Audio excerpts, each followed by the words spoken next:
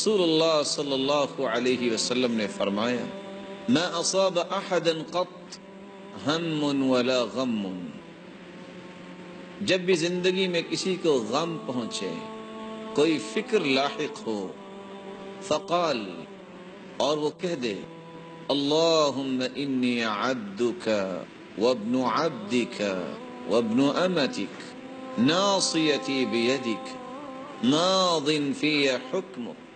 عدل فی قضاؤک اسألک بکل اسم هو لک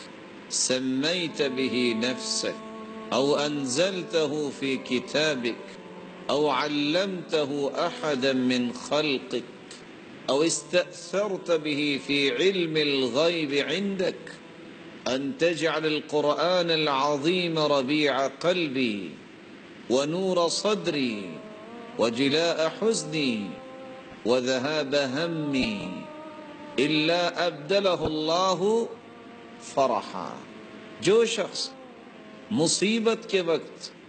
سید الاستغفار یہ مبارک کلمات اپنی زبان پہ لے آتا ہے، اللہم انی عبدک وابن عبدک،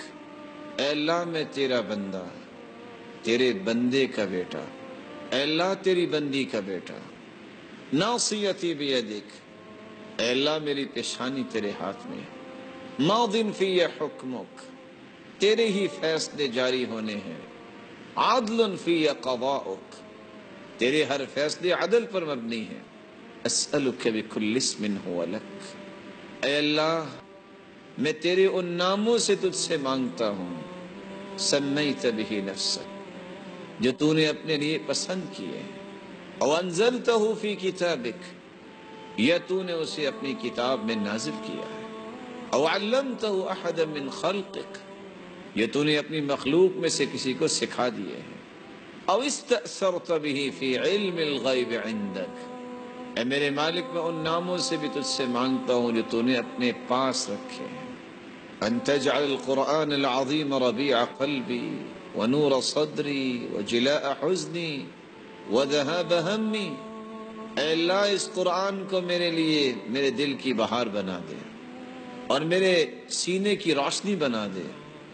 اور میرے غموں کو دور کرنے کا ذریعہ بنا دے، وذہاب ہمی، اور اس قرآن کی وجہ سے میرے غموں کو دور فرما دے۔ رسول اللہ صلی اللہ علیہ وسلم نے فرمایا انسان جب یہ کہہ دیتا ہے الا اذهب اللہ ہمہ وحزنہ، اللہ رب العزت اس کے غم اور فکر کو دور فرما دیتے ہیں، وَأَبْدَلَهُ لَهُ مَكَانَهُ فَرَجًا، اور اس کی مصیبت کی جگہ اللہ خوشیاں بنا دیتے ہیں۔ صحابی سوال کرتے ہیں یا رسول اللہ صلی اللہ علیہ وسلم الا نتعلمها، ہم اس کو سیکھ نہ لیں؟ قال بلا، کیوں نہیں، ينبغي لمن سمعها ان يتعلمها، اس شخص کے لیے لائق یہ ہے جو یہ کلمات سنے کہ وہ ان کو سیکھ لے۔ ناظرین کرام، جس طرح قولی عبادت سے انسان کی آخرت بہتر ہوتی ہے، دنیا بھی بہتر ہوتی ہے، ان کلمات کو پڑھنے سے اس کی دنیا کے غم دور ہو رہے ہیں، مصیبتوں کی جگہ خوشیاں آ رہی ہیں۔